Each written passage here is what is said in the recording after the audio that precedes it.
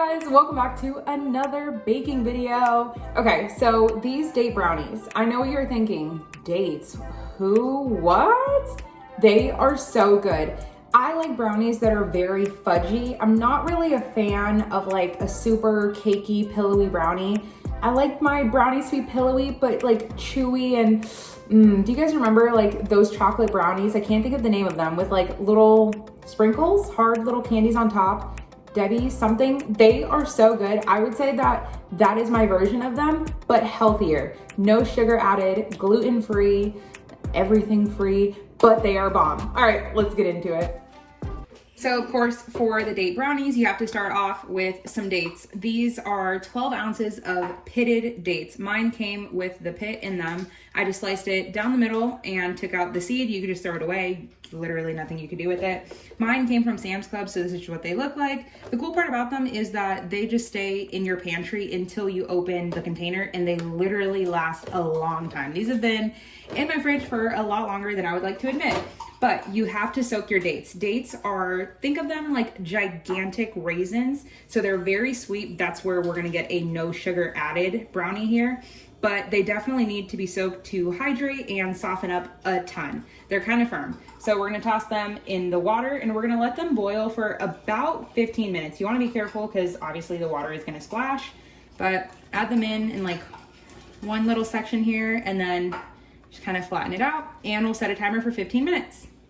So now they've been soaking for 15 minutes. Well, not soaking, they've been boiling, and they are super pale and kind of ugly looking. But now we're gonna drain them, but before you drain, save 1/4 of a cup of the soaking liquid.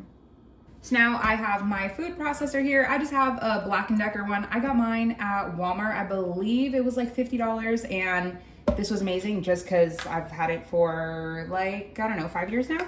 So I'm gonna take my dates. They're obviously very hot. We're gonna put them all in here, and they do look really ugly. There's like no going around that. Then once you have that, we can add our lid. I'm gonna go ahead and remove this. Whenever you are blending anything hot, if you do not have a food processor and you're gonna do this in your blender, you absolutely could. But if yours has a little spout where you can maybe lift it up to let out some of that steam, steam builds pressure. So in here, it's gonna be literally like a pressure bomb if you do not release the steam. You can crack the lid, or you can just allow it to cool on the counter for about like 10 minutes. I'm gonna add in 1/4 cup of the liquid. I recommend saving a little bit more than 1/4 of a cup just in case you happen to need more. Some of them tend to hold more moisture than others. So I'm gonna add in a couple tablespoons, and then we'll go from there. And you're just gonna wanna pulse until you end up with something that looks like pudding. This is basically the texture you're looking for, just super thick. I think pudding might or might not have been a good little reference for it, but it's just very thick. I feel like applesauce consistency is too thin, but this is what you're looking for. So you might need a little bit more liquid, you might need a little bit less. Just kind of play it by eye. So now I let the dates cool because the next step is adding our eggs. I have four whole eggs here, but you do not want to add cold eggs or even room temperature eggs to anything hot because it's immediately gonna scramble, and of course that's not what you want. So I let it chill in the fridge probably for like 5 to 6 minutes, just kind of moving it around here and there.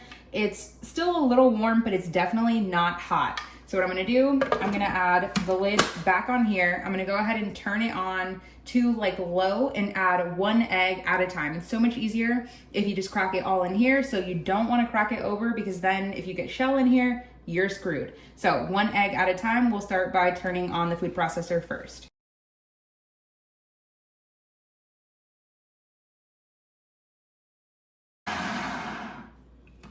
Once you have all 4 of your eggs in there, it's definitely gonna start to pick up speed because it's now becoming a lot more liquidy and loose. You can just fold in everything else that's on the side. I'm just gonna stir it in. You could turn it back on if you wanted to, just to get everything well incorporated, but it's fine. Then I'm gonna add 2 teaspoons of vanilla bean paste. If you have vanilla extract, that works just as fine. Then I'm gonna add in 1 cup of melted coconut oil. I just melted mine in the microwave. Same thing with not wanting to add hot to the eggs. I just melted mine in the microwave when I first started making these, and I just let it cool for about like 15 minutes. Now I'm gonna have the lid back on, blend this once again to get that oil incorporated. Then we can add 2/3 a cup of some cocoa powder. I just have this one from Hershey's, so you definitely want to use unsweetened cocoa powder. You definitely don't want to add anything that already has sugar in it. Then, of course, these are Paleo brownies. Your girl does not buy Paleo flour because it's just not something that I use since I'm not 100% Paleo. I have cassava flour, coconut flour, almond flour. If you do not have Paleo flour, you can use one of the three, or you can use all three, 2 out of the 3. We're gonna need 3/4 a cup of Paleo flour. So if you want that to be all almond flour, all cassava, all coconut, go for it. Actually, maybe not all coconut because coconut is the driest of the flours. So we need 3/4 a cup. So I'm gonna do 1/4, 1/4, 1/4.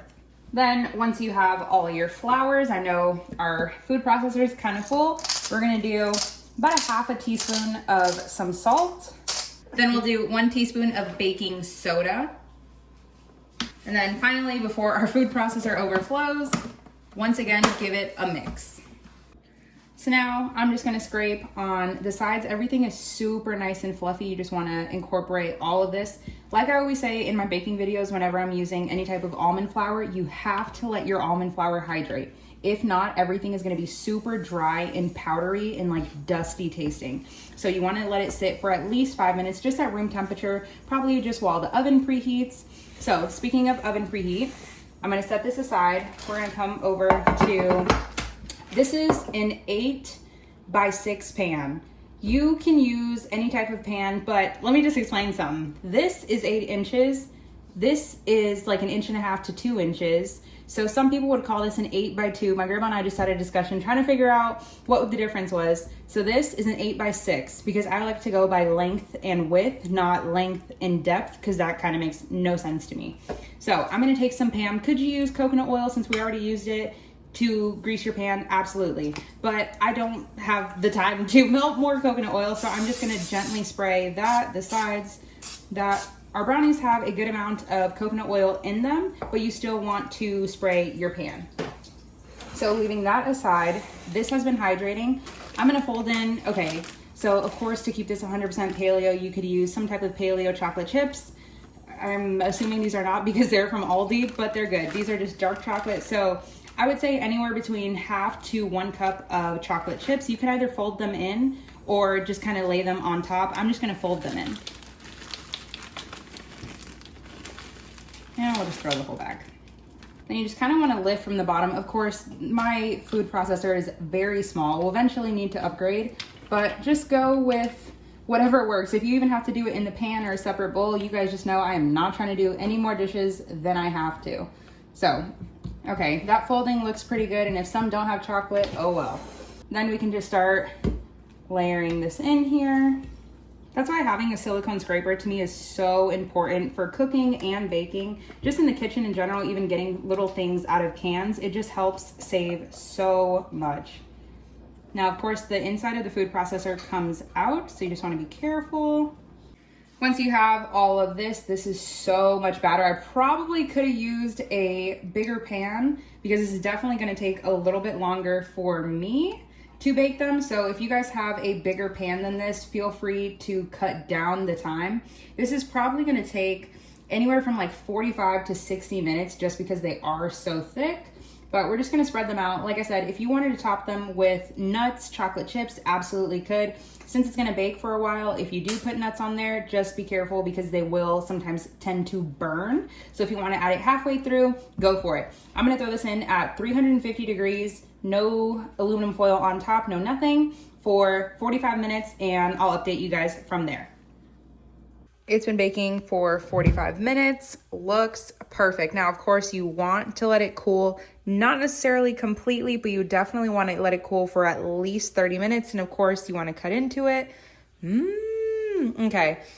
There's nothing else to say, but I am so ready. So we'll check back in 30 minutes.